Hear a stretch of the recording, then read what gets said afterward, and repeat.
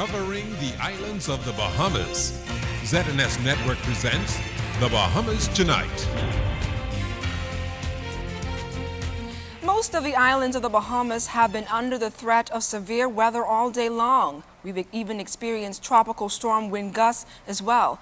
Good evening and welcome to the Bahamas Tonight Weekend Edition. I'm LaDawn Davis. As always, it's great to have you ending your weekend with us. The Department of Meteorology has been busy this Sunday morning, warning residents throughout the archipelago of the cluster of thunderstorms covering the islands. Met officials issued 4 severe thunderstorm warnings, the latest issued after 6 o'clock tonight. The islands included Grand Bahama, Abaco, the Berry Islands, Bimini, Andros, New Providence, the Exumas and the Keys, Crooked Island, Samana Key, Long Key, Eleuthera, Long Island, and adjacent keys. Tonight's warning is for the Northwest Bahamas that includes New Providence, Grand Bahama, Abaco, Bimini, the Berry Islands, Andros, and Eleuthera.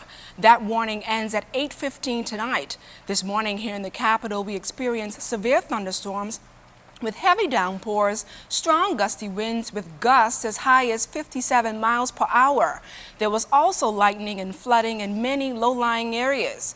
Meteorologist Greg Thompson is here. Greg, what can you tell us?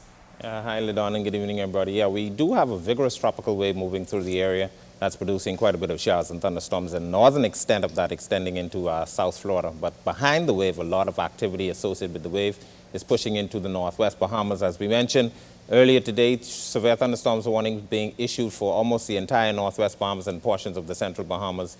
And those severe thunderstorm warnings for the Central Bahamas have been discontinued, but they continue for the Northwest Bahamas as we have that rain shield pushing into the northern islands and into South Florida. But by this afternoon, a lot of that has now weakened a bit, and the Grand Bahama, Abaco, as well as the Berry Islands, seeing some more showers and thunderstorms through the rest of the evening. So that severe thunderstorm warning will continue through 8 o'clock this evening. Why are we having that? We have that upper level low still out there across western Cuba, associated with and interacting with that tropical wave, and that's pumping a lot of tropical moisture and keeping things rather unstable across the Northwest Bahamas for the rest of the evening. We started off earlier this morning in the Central Bahamas with severe thunderstorm warnings, and all of that now pushing into the Northwest Bahamas, and eventually all of this will be sliding towards the west and away from us. But South Florida and Northwest Bahamas still under the gun for the rest of the evening, as a lot of this tropical moisture associated with the tropical wave affects the islands for the rest of the evening. LaDawn?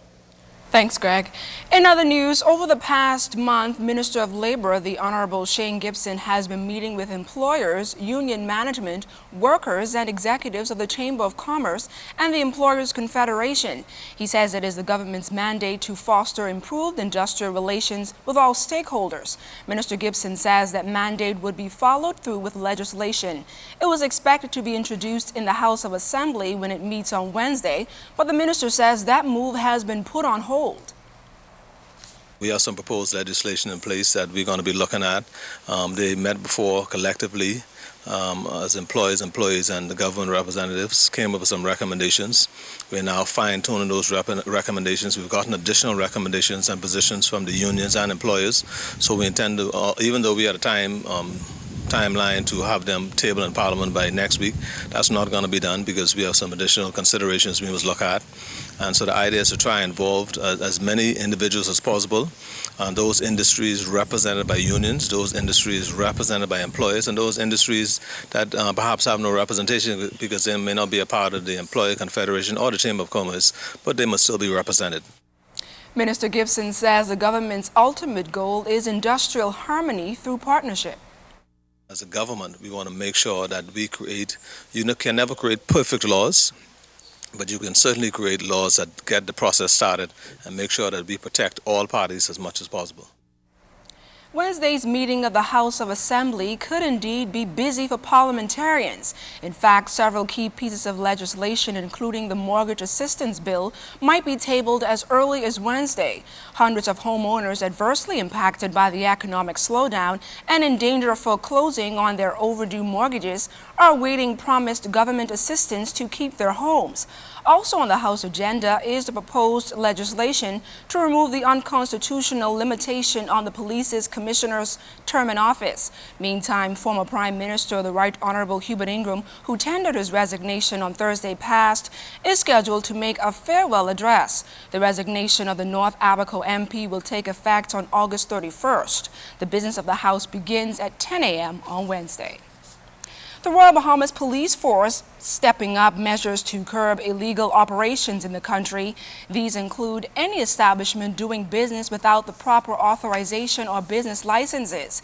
In recent weeks, several nightclubs were forced to close their doors after it was discovered they were operating without a current license. Just this weekend, police closed down 2 more nightclubs in the capital which were operating without a valid liquor license. And a 3rd club was forced to shut down after it was discovered it had no right to be operating as a wholesale liquor establishment.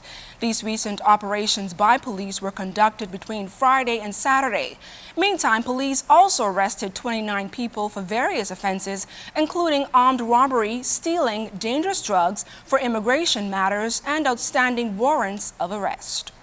A 52-year-old female is fighting for her life in hospital tonight after she was shot several times. Police say the incident occurred shortly after 1 o'clock yesterday afternoon. The woman was at her workplace when she was reportedly approached by a male armed with a handgun. It is reported that the female ran but was subsequently shot. No further information reported on the suspect or circumstances surrounding that shooting. However, police investigations continue. Going back to the islands and taking advantage of its Flying Free campaign is the message Ministry of Tourism officials are trying to send out to Bahamians still planning their summer vacations. Tourism's Director of Group Services and Events Strategies, Janet Johnson, says this Fly Free initiative was launched earlier this month in partnership with Bahama Out Island Promotions Board with the intent to boost domestic tourism and the economies of most of the family islands. Johnson is strongly advising residents to take advantage of the offer and explore the wonders of Eleuthera, Exuma, Cat Island, Long Island, San Salvador, and Bimini. We encourage Bahamians to think about an out island trip, to book and stay at some of the member properties that we're featuring and that are shown in ads in the newspapers and online, and to benefit from the concessions such as 2 Fly Free tickets, round-trip tickets, if you stay 4 nights or more. And if you stay 2 to 3 nights, then it's the companion flies free. If you stay for the 4 nights, and that would range from $150 to $200 per ticket. So that's a good cost savings. And if it's a family of 4, then you get the 4 free tickets if you're staying for 4 nights or more. So it's quite a pretty good savings. It's not the type of vacation that you're going to go on where you're going to be able to just jump in the car and go to the mall and shop. So it's going to be a different type of vacation, which is more family time, more beach time, exploring an island.